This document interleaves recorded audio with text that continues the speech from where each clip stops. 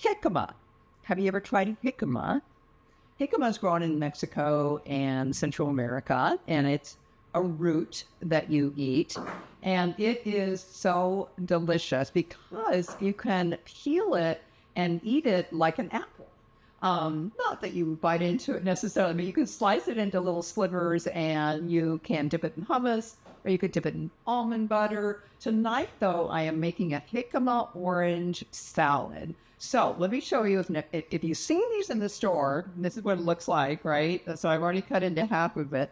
You have to peel that thick skin off of it, but it's very semi-sweet. So this salad has jicama, that's cucumber, red onion, orange, and cilantro. Now, the salad calls for red pepper, green pepper, and orange pepper, which I did not have, so I'm not putting it in there. But it is very colorful if you use all that. And I want you to think about when you look at color, you're looking at antioxidants, right? So the reds, the greens, the oranges, the orange in the orange juice and the orange, all antioxidants.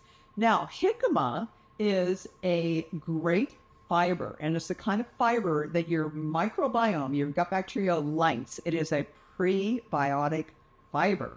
So it's great for feeding your healthy microbiome, making it stay healthy, right? And cilantro. Cilantro is a heavy metal chelate. And to chelate means to grab a hold of, to grab a hold of. So it will grab a hold of heavy metals in the body and move them out. So this salad also has red onion in it, which is great for liver detoxification. So I love it when I can make a salad that has so many health benefits in it. And the other thing is it's wonderful for the next day. I'm making a dressing with lime juice, olive oil, a pinch of salt, and about a quarter teaspoon of sugar.